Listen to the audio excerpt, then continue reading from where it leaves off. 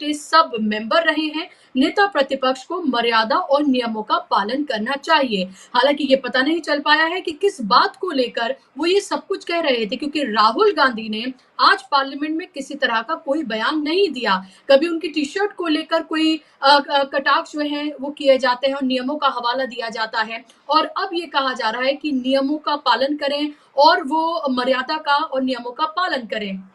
जब राहुल गांधी ने जवाब देने के लिए जब वो खड़े हुए, अपनी बात को कहने के लिए जब वो खड़े हुए, तो आप ये देखिए कि उनको बोलने का मौका नहीं दिया गया और पार्लियामेंट की कार्रवाई को, लोकसभा की कार्रवाई को स्थगित कर दिया गया। सुनिए आप राहुल गांधी ने गुस्से में क्या कहा है। उन्होंने कहा कि सदन जो है वो पूरी तरीके से अलोकतांत्रिक तरीके से चलाया जा रहा है, कोई लेवल प्लेइंग फील्ड नहीं दिया जा रहा है विपक्ष को। सुनिए आप राहुल गांधी को। तो चलिए राहुल गांधी को मैं आपको सुनवाऊंगी अब से कुछ देर में कि राहुल गांधी ने क्या कहा है, क्योंकि गुस्से से वो तमतमाए हुए हैं। बाहर उन्होंने आकर कहा कि पूरी तरीके से पक्षपातपूर्ण रवैया इख्तियार किया जा रहा है। I don't know what is going on, because after he said that, I said, look, as LOP, let me speak. Let me say what he just ran away. So I don't understand what is going on. This is no way to run the house, frankly. I mean, literally, speaker उठ के मतलब एकदम निकल गए, मुझे मतलब एक शब्द नहीं बोलने दिया, और पहले मेरे बारे में कुछ बोलने हैं, वो भी बिल्कुल पता नहीं क्या बोला, अनसब्सटेंशिएटेड। और फिर मतलब मैं खड़ा हुआ, मैंने कहा कि देखिए मुझे बोलने दीजिए, आपने मेरे बारे में कुछ बोला है, घूम कर चले गए, और कोई मतलब अर्जन कर दिया, कोई जरूरत नहीं थी।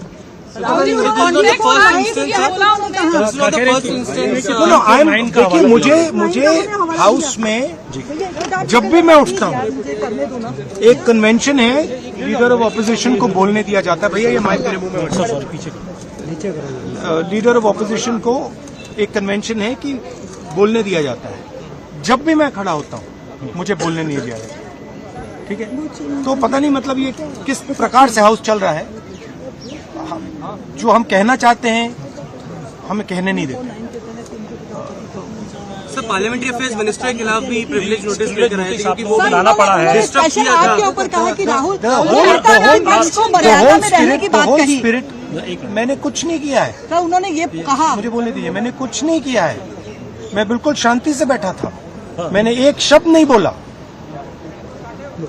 ठीक है। और पिछले मतलब 7-8 दिन में मुझे बोलने नहीं दिया, मैंने कुछ नहीं बोला। आपको क्या स्पेसिफिक, वैसे मुझे बोलने दीजिए, मैं बोल रहा हूं, मुझे इंटरप्ट मत कीजिए। तो ये एक नया तरीका है जहां डेमोक्रेसी में ऑपोजिशन की जगह होती है और सरकार की जगह होती है।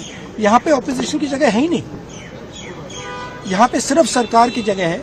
और हम उस दिन प्रधानमंत्री जी ने कुंभ मेला के बारे में बोला, मैं अपनी बात जोड़ना चाहता था, मैं कहना चाहता था हाँ बहुत अच्छा है कि कुंभ मेला हुआ, और मैं बेरोजगारी के बारे में भी कुछ कहना चाहता था, नहीं बोलने दिया।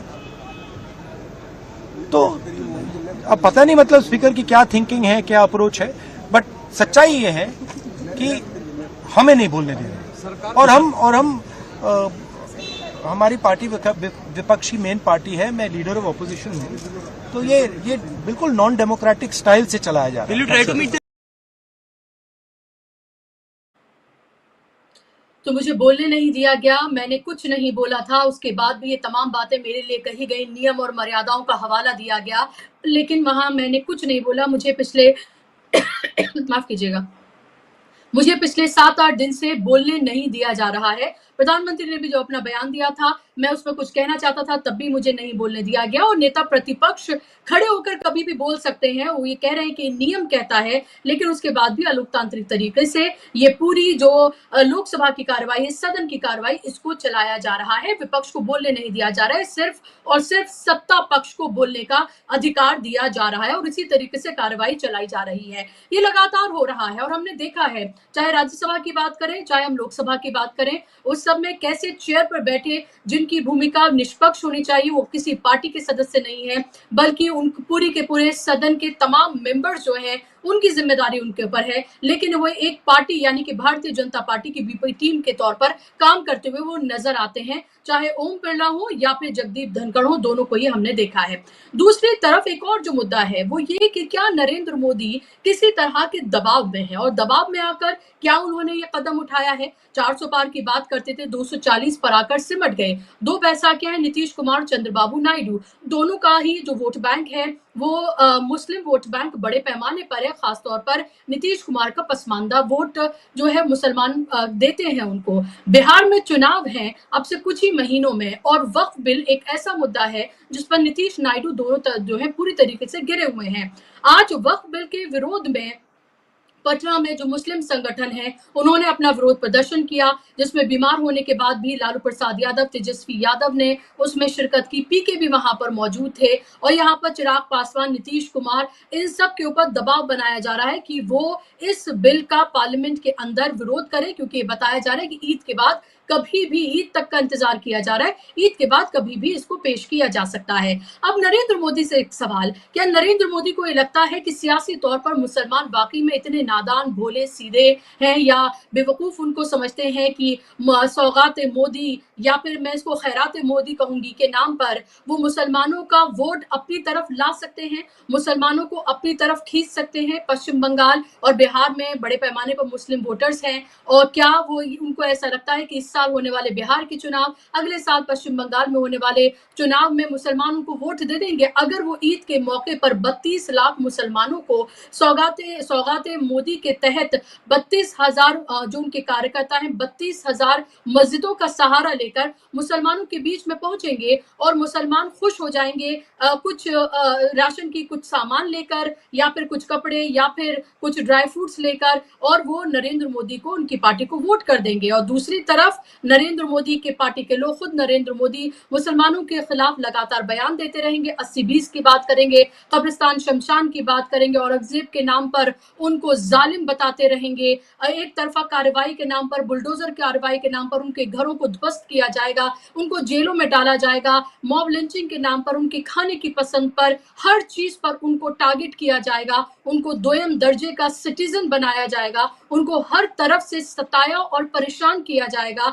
11 साल में उनका पूरी तरीके से एक सिटीजन के तौर पर उनका अस्तित्व खत्म करने की कोशिश की जा रही है, और उस पर वो कामयाब होते हुए नजर आ रहे हैं। और उनको ये लगता है कि ईद के मौके पर 32 लाख मुसलमानों को ये सौगात देकर वो उनको खुश कर देंगे, वाहवाही लूटेंगे। क्या वो मुसलमानों को वाकई में इतना बेवकूफ समझते हैं सियासी तौर पर, या फिर नीतीश नायडू का ये दबाव है, जीतन राम मांझी और चिराग पासवान का ये दबाव है, जिस दबाव के अंदर नरेंद्र मोदी झुकते हुए नजर आ रहे हैं और उन्होंने ये कदम उठाया है? अब इसको लेकर जो सोशल मीडिया पर जो हिंदुत्ववादी, जो कट्टर हिंदुत्व की जो बात करते हैं, वो अब ये कह रहे हैं कि क्या कभी आपने सौगाते नवरात्रि भी सुना है? जो अब सौगाते मोदी जो है, मोदी दिया जा रहा है नवरात्रि पर, क्या आपने कभी ऐसी कोई बात सुनी है, या किसी और मौके पर, दिवाली पर, किसी और मौके पर कोई ऐसी बात सुनी है? तो अब जो कट्टर हिंदुत्ववादी, जो उनके सपोर्टर हैं नरेंद्र मोदी के, वो अब इस पर सवाल करते हुए नजर आ रहे हैं। तो ये बहुत गंभीर सवाल है, और इसी का पर आज हम चर्चा करेंगे, इसी पर बात करेंगे। इस पर बात करने के लिए मेरे साथ दो खास मेहमान जुड़ गए हैं। स्क्रीन पर आप मेहमानों को ले आइए। मेरे साथ विवेक देशपांडे जी हैं, सीनियर जर्नलिस्ट हैं, जाना माना चेहरा है। विवेक जी, बहुत स्वागत आपका कार्यक्रम में। मेरे साथ धनंजय कुमार जी हैं, सीनियर जर्नलिस्ट हैं। धनंजय जी, आपका भी बहुत स्वागत कार्यक्रम में। विवेक जी, शुरुआत मैं आपसे करना चाहूंगी। सबसे पहले चरण में हम बात राहुल गांधी की कर लेते हैं। कितना गंभीर आप इसको मान रहे हैं? अगर पार्लियामेंट के अंदर ही बोलने नहीं दिया जाएगा, वो भी नेता प्रतिपक्ष को, उनको पाठ पढ़ाया जाएगा मर्यादा का, नियमों का, और ये कहा जाएगा कि इससे पहले भी पिता पुत्र और माँ बेटी ये सब जो है मेंबर्स रहे, यानी कि उनके परिवार की बात कही जा रही है। दूसरी तरफ राहुल गांधी कह रहे हैं मैंने तो कुछ कहा ही नहीं है, मुझे बोलने ही नहीं दिया जा रहा है। ये देश किस तरफ जा रहा है? पार्लियामेंट कहाँ जा रही है? जी, मिश्रा जी, ओम बिरला का जो दुख है, उनका जो गुस्सा है, वो शायद राहुल गांधी के टी शर्ट पहनने से है, ऐसा लगता है। कुछ दिनों पहले उन्होंने जो राहुल गांधी को पार्लियामेंट में कहा कि टी शर्ट पहन, संसद की मर्यादा का पालन कीजिए, टी शर्ट पहन के आते हैं वगैरह कुछ, ये बेवकूफ बड़ी बातें कहाँ से लाते हैं ये लोग। मतलब टी शर्ट पहनना ये कोई गुनाह है? टी शर्ट पहनने से क्या होता है? पर अगर आप क्या पहनते हैं, ये क्या पहन के आते हैं ओम बिरला जी? पैजामा। ये कौन सा आपका हिंदुस्तानी पहनावा थोड़ी है। पैजामा कहाँ से आया है? ये आपका थोड़ी है, तो अरबस्तान से आया, उधर से आया है। आप तो मुसलमानों से तो बैर है आपका। फिर उनके लाए हुए जो भी कल्चरल सिंबल्स है वो आप पहन के संसद में बैठ सकते हैं, और राहुल गांधी टी शर्ट नहीं पहन सकते। टी शर्ट पहनने से क्या होता है? अगर इतना ही है आपको, तो आप प्राचीन भारत में स्त्री और पुरुष जिस तरह के कपड़े पहनते थे उस तरह के कपड़े पहन के आया कीजिए। अगर आप सच्चे भारतीय संस्कृति के नुमाइंदे हैं तो आप उस तरह के कपड़े, महिलाएं भी उस तरह के कपड़े पहन के आए, आपकी जो सांसद है वो, और आप भी क्या पहनते थे? किस तरह के शिल्प है हमारे मंदिरों में? महिलाएं क्या पहनती थी, पुरुष क्या पहनते थे? उस तरह के कपड़े पहन के क्यों नहीं आते आप संसद में? अगर टी शर्ट में कोई दोष है तो फिर आप जो पहन रहे हैं वो क्या है? वो कौन सा ओरिजिनल भारतीय है? ये बेवकूफ भरी बातें जो है, इससे देश का समय है और देश के सामने जो महत्वपूर्ण प्रश्न है उनको आप बगल दे रहे हैं, उनको आप उस पर चर्चा नहीं होने दे रहे, और आप टी शर्ट को लेकर बैठे हैं। किस तरह के लोग हैं ये? किस तरह के लोग हम पर शासन कर रहे हैं? किस तरह के लोग सरकार में बैठे हैं और ये चले गए संसद से? ये आपको स्पीकर बनाया किस लिए है?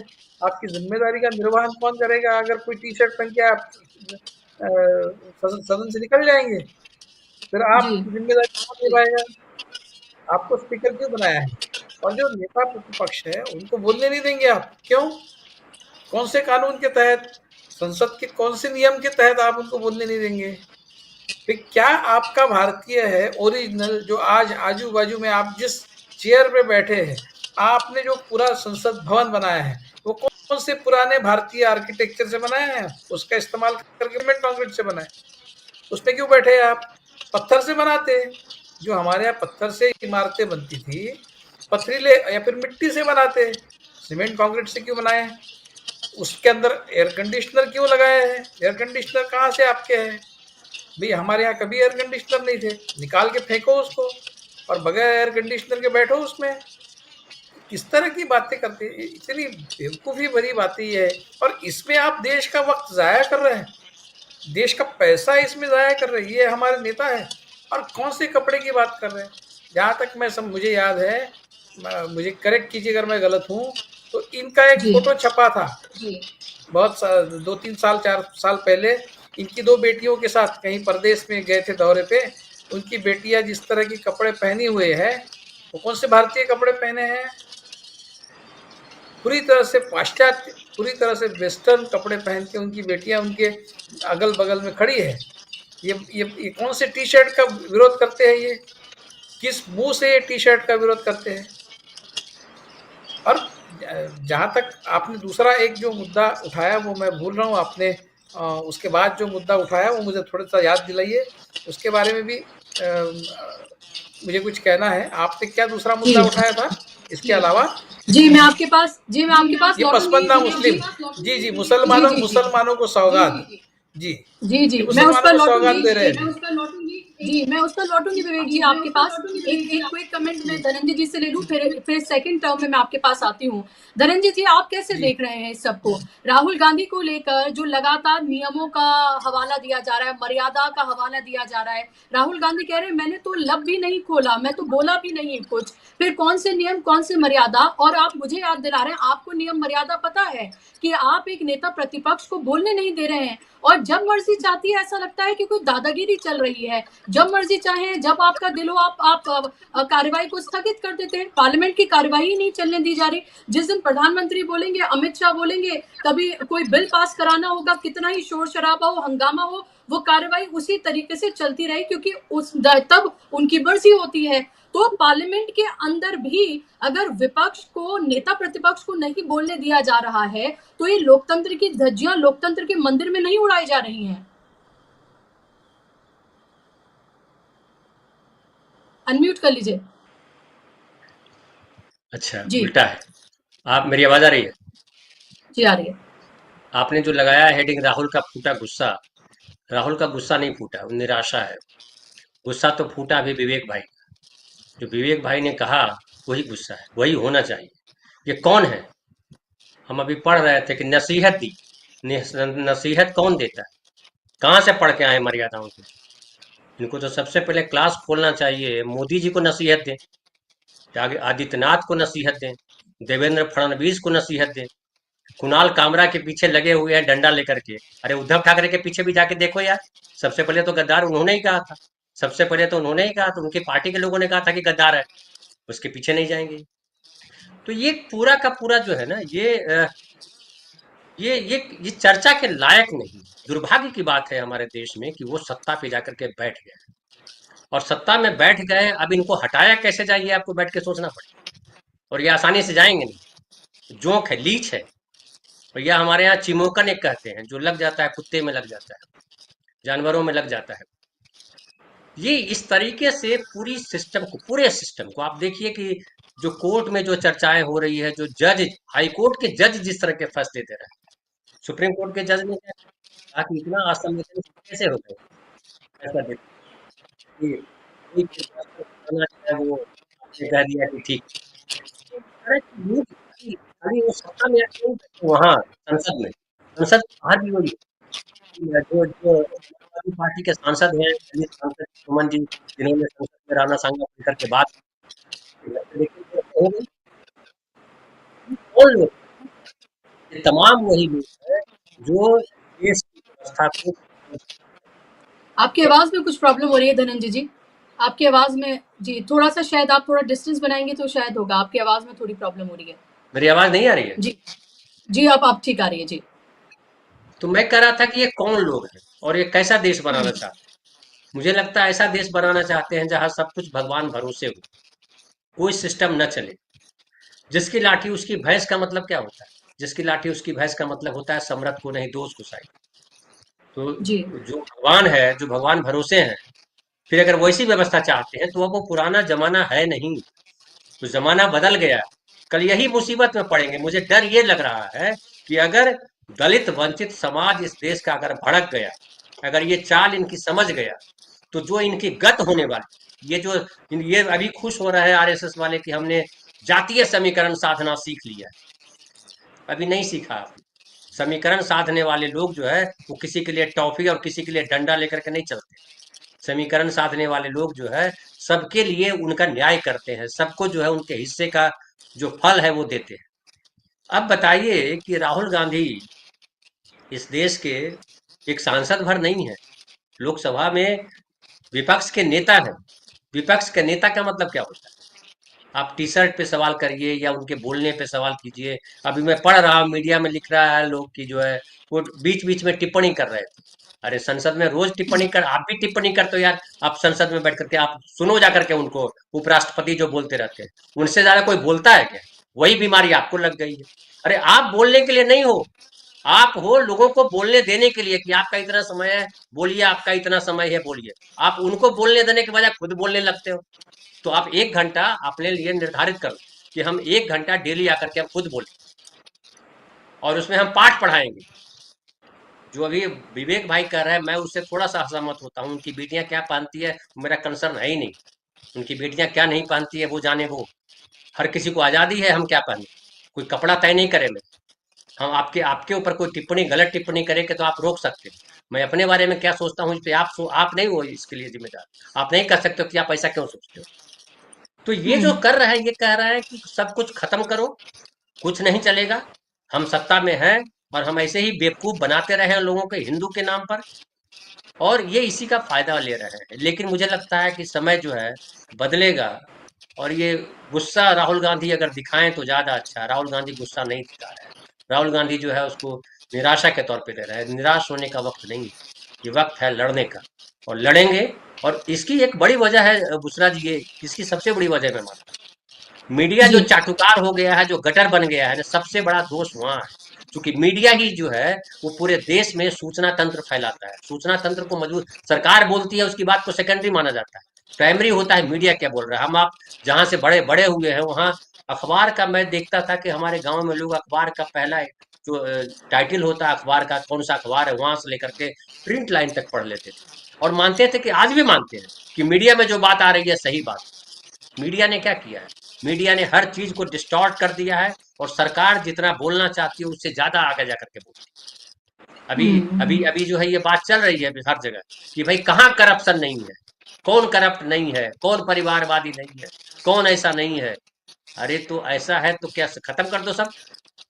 कहाँ 100% सही क्या हो सकता है? धनंजय जी, एक और बात मैं ऐड कर रही थी। नरेंद्र मोदी ने पॉडकास्ट दिया एक विदेशी पॉडकास्टर को 3 घंटे 17 मिनट का, तो योगी आदित्यनाथ को लगा कि वो क्यों पीछे रह जाएं, तो उन्होंने एएनआई को स्मिता शर्मा को मिश्रा को उन्होंने स्मिता उनका नाम है उनको उन्होंने दिया है अपना इंटरव्यू, और उस स्मिता प्रकाश, और उनको दरअसल उन्होंने राहुल गांधी को लेकर बार बार लग रहा था पिन पॉइंट करके राहुल गांधी पर सवाल पूछा जा रहा है, तो राहुल गांधी को वो नमूना बता रहे हैं कि Exactly. उससे उन्हें फायदा होगा। अब आप ही बताइए, नेता प्रतिपक्ष हैं, अब आप कब तक यही कह कर और यही कर करके अपने आप को तसल्ली देते रहेंगे? वो क्या है क्या नहीं है वो देश देख रहा है और देश ने देख भी लिया है।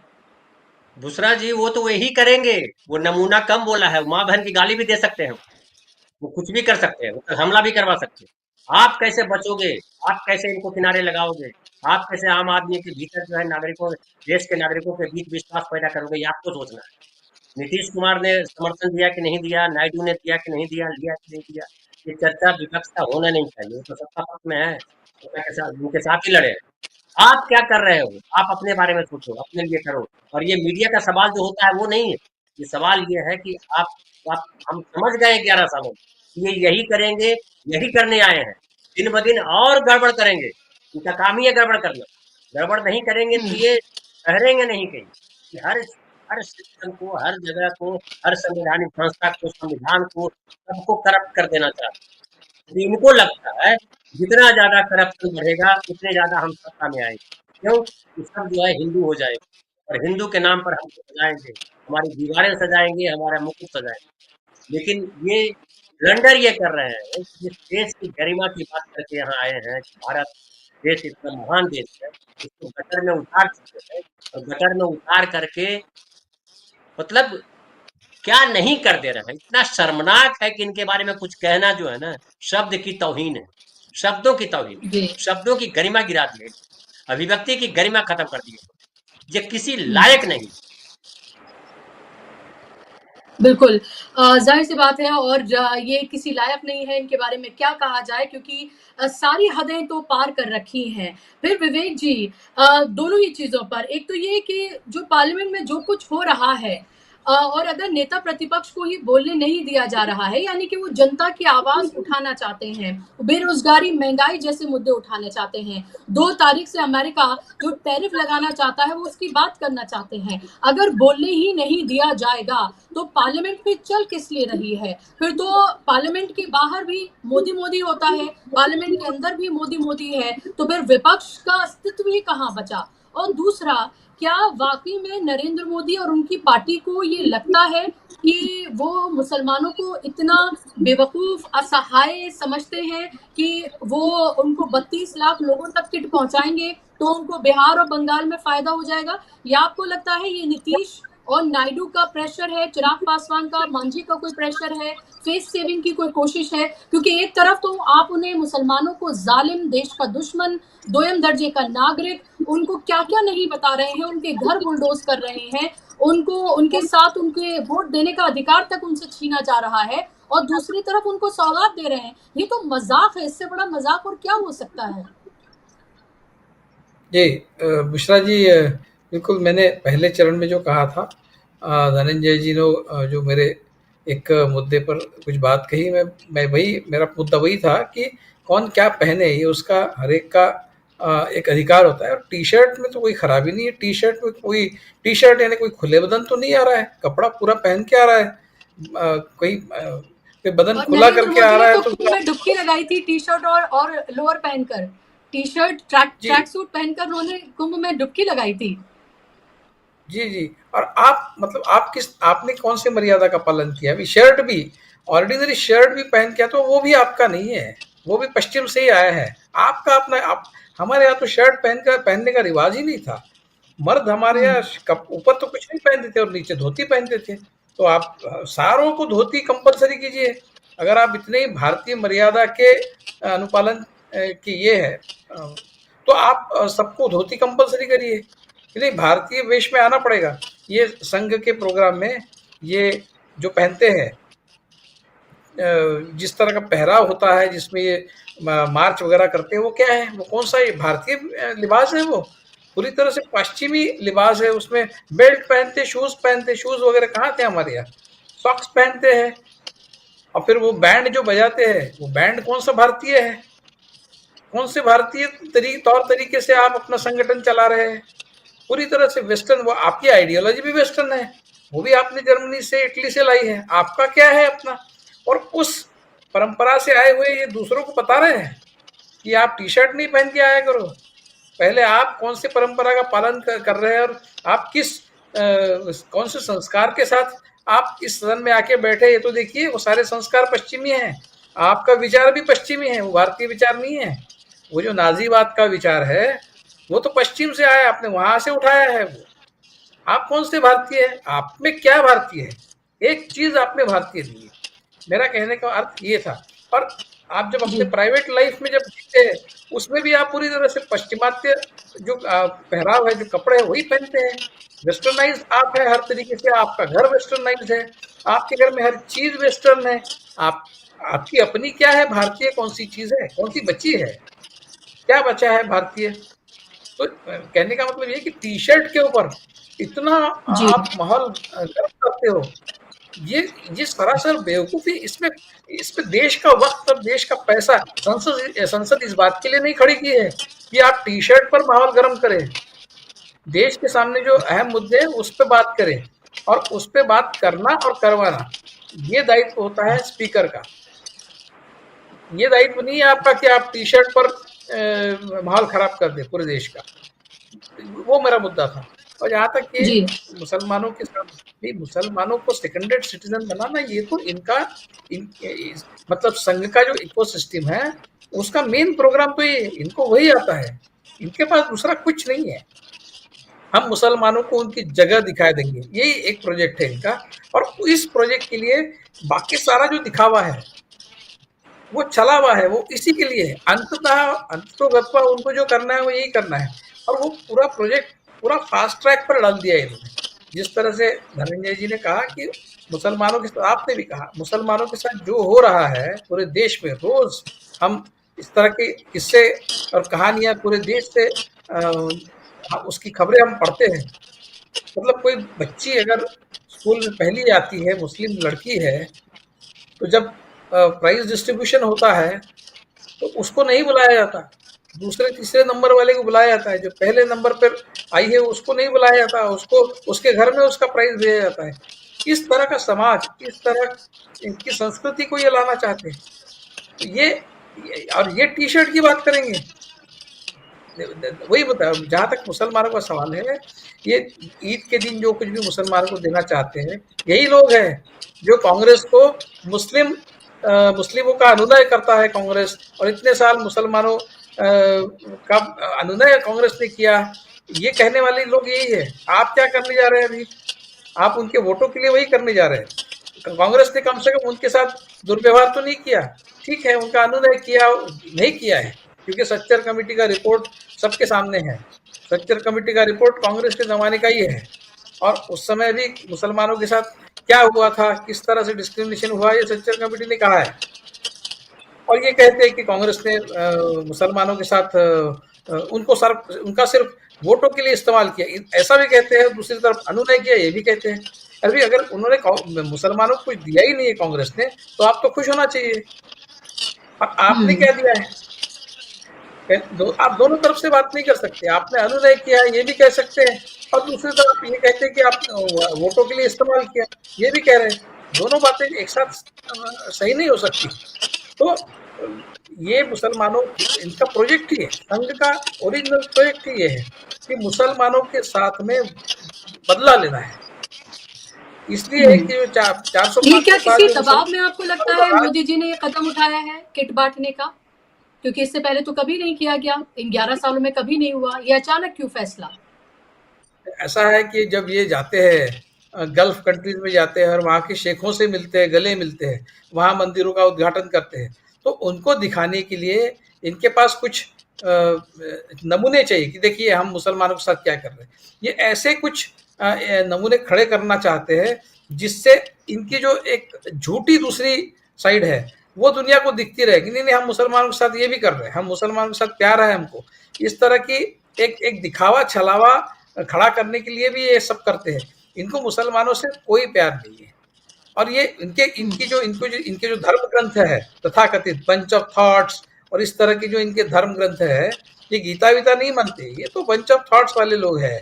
उसमें तो लिखा ही है, स्पष्ट तौर पे लिखा है कि इनका बैर मुसलमानों से है, क्रिश्चियनों के साथ है, कम्युनिस्टों के साथ है और ये देश के बड़े शत्रु है और इनसे लड़ना है।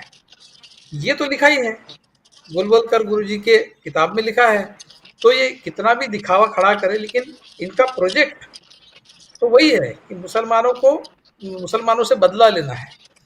तो उसके तहत ये सब अब ये ईद के दिन जो करने जा रहे हैं, देखिए आपने बताया कि हिंदुत्ववादी जो इकोसिस्टम है वहीं से आवाज आ रही है कि क्या कभी अपने नवरात्रि के दिन ये किया है? यही होगा आगे। देखिए अब क्या होता है इनके इसमें, ये आपस में लड़ेंगे अभी। जैसा आप एक गुर्जर नाम के नेता है, एमएलए है उत्तर प्रदेश में, उनकी और योगी आदित्यनाथ ये आपस में ठन गई है दोनों। महाराष्ट्र के मुख्यमंत्री देवेंद्र फडणवीस कंपटीशन किसके साथ कर रहे हैं? नीतीश राणे के साथ। असली हिंदुत्ववादी कौन है, बड़ा हिंदुत्ववादी कौन है, सच्चा एंटी मुस्लिम कौन है, ये दिखाने के लिए देवेंद्र फडणवीस की कंपटीशन चल रही है नीतीश राणे के साथ। और हर स्टेट में इनके इसी तरह के नेता अभी सामने आ रहे हैं। कौन सबसे ज्यादा एंटी मुस्लिम दिखेगा उसको सबसे बड़ा रिवॉर्ड मिलेगा। ये है इनकी कॉम्पिटिटिव कम्युनलिज्म का दौर चल रहा है इनके बीच में और उसके चलते ये आपस में लड़ेंगे। अभी देखिए अब, क्योंकि सबसे बड़ा प्राइज जिसको चाहिए वो कोशिश करेगा कि उसका जो कॉम्पिटिटर है उसके साथ उसको वो हराने की कोशिश करेगा। जो महाराष्ट्र में चल रहा है नीतीश राणे और देवेंद्र फडणवीस, वहां पर वो गुर्जर और केशव प्रसाद मौर्य और योगी आदित्यनाथ इनके बीच में चल रहा है। वहाँ असम के मुख्यमंत्री है, वो भी अपने आप को हिंदुत्व का सबसे बड़ा आइकॉन, जितना मैं एंटी मुस्लिम दिख सकता हूँ दिखने की कोशिश करूँ। ये जो है इसके चलते ये आपस में ही लड़ेंगे अभी और इसमें ही शायद हो सकता है कि इनका अंत हो जाए। तो ये इंटरनेशनल वॉर जिसको भी कहते हैं, उस तरह का वॉर इनके बीच में ही संघ के इकोसिस्टम में ही छिड़ेगा, ऐसे आसार अभी नजर आ रहे हैं। तो ये जो मुसलमानों को बांटने का जो काम चल रहा है ना, वो थोड़े दिन तक चलेगा, लेकिन आखिरकार ये सेल्फ डिस्ट्रक्टिव ही ये आइडियोलॉजी प्रूव होगी। कब होगी, कितने साल लगेंगे, इसका अंदाजा आज नहीं लगाया सकता, लेकिन ये सेल्फ डिस्ट्रक्टिव है और उस डायरेक्शन में, उस दिशा में उनका प्रवास अभी शुरू हो गया है। ये तो दिखने लग गया है। बुशरा जी। जी बिल्कुल, महत्वपूर्ण बातें आपने कही हैं। धनंजय जी, आप कैसे देख रहे हैं? क्या आप किसी तरह का दबाव देख रहे हैं मोदी के ऊपर कि 11 साल में उन्हें याद आ गया कि ईद होती है तो सौगातें मोदी दे दिया जाए? क्योंकि इससे पहले हमने देखा था कि जहांगीर खुसरो जिस कार्यक्रम में वहां पर गए थे, तब जिस तरह का उन्होंने बयान वहां पर दिया था, उससे भी जो हिंदुत्ववादी, जो उनका वोट बैंक है, जो कट्टर हिंदुत्ववादी हैं, वो नाराज हो गए थे और बहुत क्रिटिसिज्म उनका हुआ था। अब सौगातें मोदी दिया जा रहा है। आखिर ये हृदय परिवर्तन तो बिल्कुल नहीं है, ये तो अहमकाना बातें होंगी अगर ये कहा जाए, लेकिन आखिर ये क्यों किया जा रहा है, ये क्यों जरूरत है? क्योंकि वो तो मुसलमानों को डराकर हिंदुओं को कंसोलिडेट कर कर वोट लेते रहे हैं। लेकिन एक एग्जाम्पल जो यहाँ पर मैं देना चाहूंगी वो दिल्ली में आपने देखा होगा, चाहे नरेंद्र मोदी ने कैंपेन की हो, योगी आदित्यनाथ जो करते रहे वो करते रहे, लेकिन फिर भी उस तरह का डिवाइसिव हमने कैंपेन दिल्ली में नहीं देखा। क्या ये एक स्ट्रेटजी के तौर पर है कि आप उतना ज्यादा मुसलमानों को के खिलाफ बयान न दें ताकि मुसलमान कंसोलिडेट होकर एक तरफ वोट दे दें, मुसलमानों का वोट बटे, जो हमने देखा भी कि कांग्रेस में भी गया और आम आदमी पार्टी में कैसे बटा और एआईएमएम में बटा वो वोट और फायदा बीजेपी को हुआ? क्या ये भी इसकी एक स्ट्रेटजी हो सकती है कि एक सॉफ्ट कॉर्नर जो है वो बनाया जाए, ये दिखाया जाए कि देखिए हम आपके लिए कुछ करना चाहते हैं? कैसे देखते हैं सबको, सारे नहीं, मैं इसको इस तरह से नहीं देखता हूँ। और ये जो है सज्जन जो होता है ना, जिसके भीतर सज्जनता हो, विवेक का इस्तेमाल करता हो, वो ये सोच सकता है, वो ये कर सकता है। हृदय हृदय परिवर्तन भी उन्हीं के लिए है जिनके भीतर विवेक है। वो सोया हुआ है, वो जाग गया है। लेकिन जिसके भीतर विवेक हो नहीं, विवेक को दिया हुआ है, वो वहाँ पे आया हुआ हो, उसके भीतर उसके भीतर जो मैं कर भी सकती हूँ। देखो मैं दया भी, आपकी आवाज फिर थोड़ी सी गड़बड़ हो रही है, थोड़ा सा पीछे होके शायद आप बैठ रहे तब आवाज ठीक आ रही है जी। तो मैं कह रहा था कि ये सज्जन जो लोग होते हैं ना, उनके पॉइंट ऑफ व्यू से आप बोल रहे हैं। ये सज्जन नहीं है, ये जो है सर्वशक्तिमान समझते हैं और ये मानते हैं कि यही है तो धरती है, ये नहीं रहेंगे धरती कहीं चली जाएगी, इनको ये विश्वास है। तो ये लोग दया करते हैं। कभी कभी लगता है कि देखो हम में भी दया है, देखो हम में भी ये तत्व है। लेकिन अभी जो विवेक भाई कह रहे हैं कि आपस में ये लड़ेंगे, आपस में लड़ेंगे या लड़ने का वक्त मिलेगा नहीं मिलेगा वो तो मुझे नहीं मालूम। लेकिन अभी रामजी सुमन जी के घर पे, जो समाजवादी पार्टी के सांसद हैं, उनके घर पे दलित हैं, उनके घर पर जिस तरह से हमला हुआ है, आप उसको कुणाल कामरा के स्टूडियो से कम मत मानिए। वहां भी पुलिस है। यहाँ तो कम से कम चलिए पुलिस थी कि नहीं थी नहीं पता, लेकिन वहां तो पुलिस साथ खड़ी है, हाथ बांधे खड़ी है। और कानून का राज नहीं है, कानून अपने हाथ में जो ले वही बीजेपी के साथ चले, ये एस्टैब्लिश हो गया कि बीजेपी में होने का मतलब है, बीजेपी की सरकार का मतलब है कि कानून को हमारे हाथ में होना चाहिए। कानून न्यायालय से नहीं चलेगा, कानून जो है व्यवस्था से नहीं चलेगा। मैं जो कहूंगा वही कानून है, वही देवेंद्र फडणवीस कह रहे हैं, वही वही योगी आदित्यनाथ कह रहे हैं। लेकिन जो रामजी सुमन पे जो हमला किया है इन लोगों ने, वो गलत घर में न्योता दे रहे हैं। अगर दलित, मुस्लिम और पिछड़े इकट्ठा हो गए तो इनको भागने की जगह नहीं मिलेगी, मैं आगाह कर रहा हूं। और ये होने वाला है देश में, चूंकि इन्होंने जिस तरीके का नफरत का वातावरण खड़ा किया है। देखिए, आप बुरा सोचिएगा ना तो आपके इर्द गिर्द भी बुराई का ऑरा आ जाएगा। राणा सांगा को आप डिफेंड करने गए हो, राणा सांगा के इतिहास को आप कैसे डिफेंड करो? सवाई जयसिंह जो है उनके इतिहास को कैसे डिफेंड करो? आप डिफेंड करने जब जाते हो ना तो आप फंसते हो। क्यों फंसते हो? क्योंकि आप यथास्थितिवादी हो। आपको लगता है कि आपके पूर्वज महान थे, आपने जो कहा है वो महान बात कही है, उसको बदला नहीं जा सकता, उसको सुधारा नहीं जा सकता, उससे परिवर्तन नहीं किया जा सकता। लेकिन दुनिया में जब हर चीज परिवर्तनशील है तो आपके आचरण, आपके व्यवहार, आपके सोच वो स्थिर कैसे रहेंगे? बदलाव तो उसमें भी करना पड़ेगा। तो ये बदलाव करने वाले लोग नहीं है, ये वही जी रहे हैं, वही श्री राम, वही फलाना, वही ढिमकाना, वही भक्ति, वही शिष्य, वो सब वही कर रहे हैं। दुनिया, जैसा कि विवेक भाई ने पहले कहा कि आप सारी चीजें जो इस्तेमाल कर रहे हैं वो पाश्चात्य चीजें हैं। वो चाहे एयर कंडीशन हो, चाहे गाड़ी हो, चाहे हवाई जहाज हो, चाहे और तमाम चीजें हो। और आप गुण गा रहे हो किसके? किसके गुण गा रहे हो? तो ये मुझे लग रहा है कि जिस तरह से कानून व्यवस्था पूरी तरह से चौपट होती जा रही है तमाम बीजेपी राज्यों, और इसको रिटेलिएट करेंगे। अगर इनको लग रहा है कि विपक्ष के सांसद चुप बैठे रहेंगे, नहीं बोलेंगे, तो ये गलतफहमी में जी रहे हैं, खुशफहमी में जी रहे हैं। विपक्ष के सांसद रिटेलिएट करेंगे, और जब रिटेलिएट करेंगे तो फिर जो है झगड़ा होगा।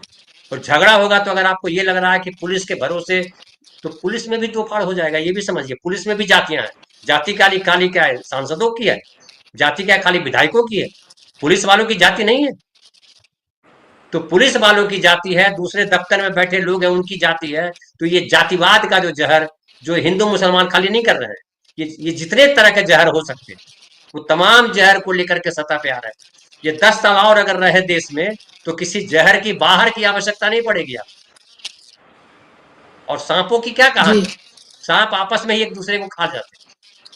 तो मुझे लग रहा है कि ये जो कर रहे हैं, ये पछतावा करने वाले लोग तो है नहीं, ये माफी मांगने वाले लोग। माफी भी झूठे माफी मांगते हैं, और वो बताते हैं कि माफी जो है हमारी रणनीति का हिस्सा था, कि हमको जेल से निकलना था ताकि हम फिर नई लड़ाई लड़ सकें। तो ये जो संस्था, जो व्यक्ति, जो संगठन आत्म स्वीकारोक्ति न कर सके, अपने आप को भी झूठ बोले, अपने आप को भी ठगे, उससे देश को क्या अपेक्षा है? भ्रम में जी रहे हैं लोग, देश के लोग, जिनको लग रहा है कि ये कुछ रास्ता दिखाएंगे। ये खुद भटके हुए लोग किसी को रास्ता दिखाते हैं? जी जी बिल्कुल। और एक क्विक लास्ट क्वेश्चन विवेक जी आपसे क्या नीतीश नायडू का भी कोई दबाव आप देखते हैं? ये जो कदम उठाया है नरेंद्र मोदी ने, क्या ऐसा कुछ आपको लगता है? क्या इस स्थिति में है कि वो दबाव किसी तरह का बना सकें? और क्योंकि नीतीश के ऊपर ज़्यादा बात है, आप ये देखिए कि आज जब वक्फ को लेकर प्रदर्शन हुआ, उसमें लालू यादव थे, लालू प्रसाद यादव जो कि बहुत बीमार उसके बाद भी वो वहाँ पर थे, तेजस्वी यादव तो गए वहाँ जाके उन्होंने मन से अपनी बातों को भी रखा, लेफ्ट की पार्टियां थी, प्रशांत किशोर भी वहाँ पर थे, लेकिन जीतन राम मांझी कह रहे थे ये तो कटमुल्ले हैं जो इकट्ठे हुए हैं, ये जो विरोध कर रहे हैं। और फिर उन्होंने कहा कि देखिए कितने उदार हैं नरेंद्र मोदी, सबके साथ सबके विकास की बात कर रहे हैं और वो मुसलमानों को ये 32 लाख जो है वो किट डिस्ट्रीब्यूट कर रहे हैं। क्या इन लोगों की इतनी हैसियत है अभी कि ये मोदी पर दबाव बनाकर कुछ कर सके?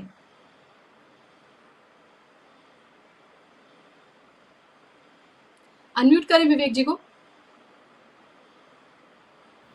जी, जी। मेरी आवाज आ रही है?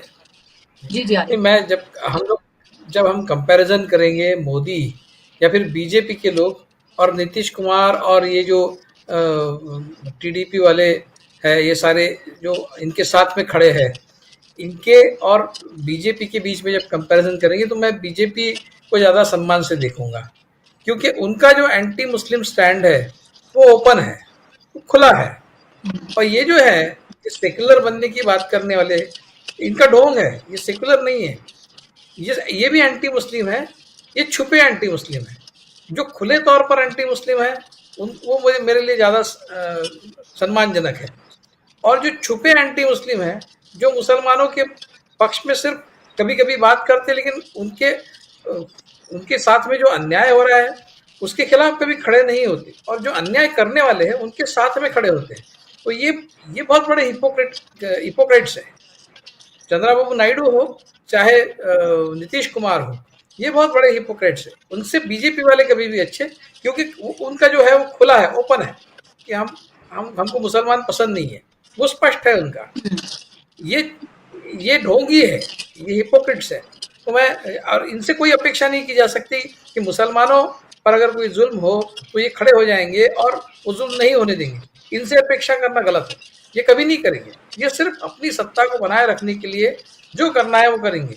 हाँ, सत्ता बनाए रखने के लिए अगर मुसलमानों का पक्ष लेना जरूरी तो लेंगे वो, अगर उससे उनकी सत्ता बनी रहती है तो।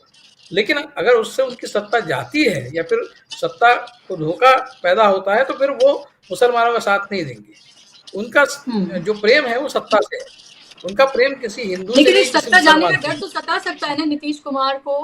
विवेक जी, आने वाले चुनाव में मुसलमान उनको वोट करते हैं, पसमानदा मुसलमान वोट करते हैं, तो क्या ये दबाव मोदी जी पे नहीं कर रहे होंगे कि आप वक्फ बिल भी लेकर आ रहे हैं? देखिए नागपुर से लेकर तमाम जगहों पर क्या क्या हो रहा है, इससे नुकसान होगा मुझे।